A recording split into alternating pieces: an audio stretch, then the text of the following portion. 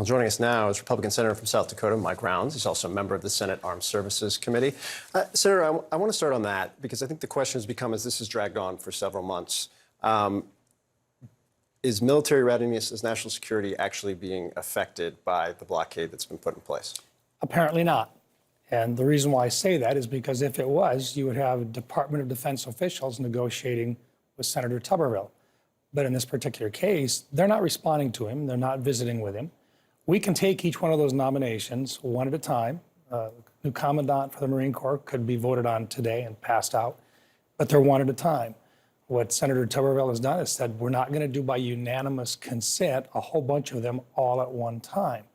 But if the Department of Defense says this is a very serious issue and it's one that we need to resolve tomorrow, all they've got to do is make the phone call to the senator and say, this is our problem. What are we going to do to fix it? And they sit down and they begin negotiating. Senator Tuberville has made it very clear he has not had contact with them. So this is a two-way street. If we want to fix it, but to some the degree, Department of Defense has to play as well. I understand that, but this is the executive branch. This is the Pentagon. And I understand that there are tools that the minority party has in this case. If you are in the majority, if you are in the executive branch, why should the Pentagon feel the necessity, or isn't that kind of a camel's nose under the tent, to start negotiating your independent agency policy with the senator just to break through? Yeah, in this particular case, it's a very sensitive policy. No question. It has to do Not with denying abortion. that. So each senator has to decide for themselves where they play that card. But every single senator has the ability to decline to participate in a unanimous consent approach to a whole bunch of nominations at one time. Senator Tuberville has that opportunity. Every other member, Republican and Democrat, has the same opportunity. But remember, this is a two-way street. The Department of Defense can at any point step back and say, okay, you disagree with one of the policies that we have now imposed. Let's work our way through this. I saw the interview last night in part. I understand that Senator Tuberville made it very clear that he's prepared to negotiate, but he has had no contact with the department.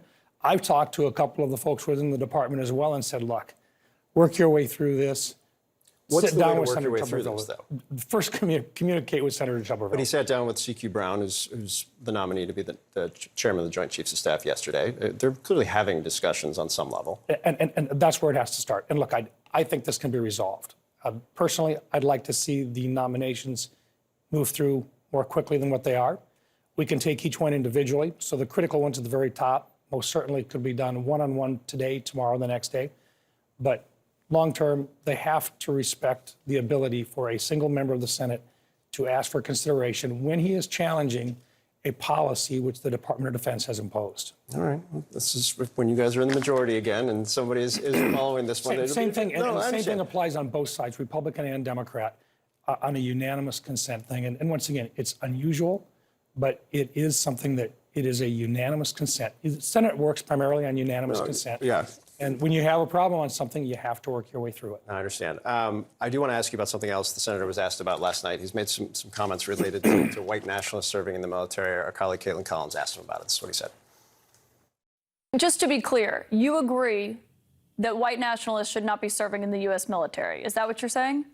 If people think that a white nationalist is a racist, I agree with that.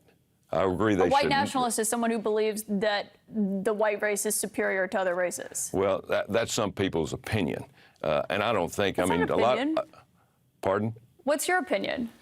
My opinion of a white nationalist, if somebody wants to call him white nationalist, to me is an American. It's an American. Now, if that white nationalist is a racist, I'm totally against anything that they want to do because I am 110% against racism. But there's a lot of people that believe in different things. Is racist, Senator. Well, that's your opinion. That's your opinion. But if it's racism, I'm totally against it. I'm going to be honest. I don't understand why this is the hill that the senator has chosen. And to be clear, Caitlin was following up on something he said in a radio interview. Is there confusion about whether or not a white nationalist is a racist, in your view? Not in my view.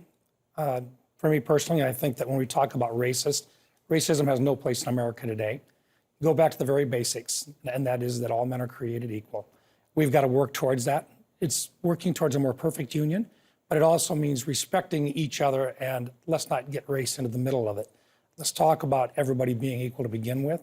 And so anytime we have the opportunity to make sure that as a nation, we move back in and we eliminate the color barriers that are there.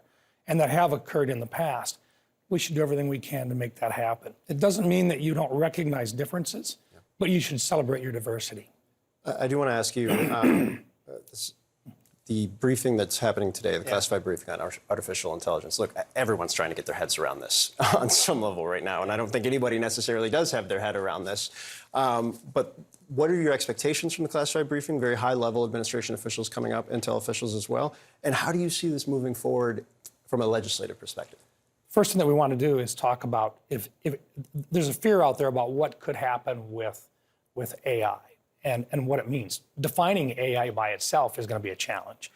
The second piece on this is what does it mean for our country in terms of the defense of our country? And what about our offensive capabilities? AI is on the battlefield today, not just at the highest levels, but right down at the tactical level today. You find it in Ukraine. You find it in the war between Armenia and Azerbaijan back in 2020. It was being utilized at that point.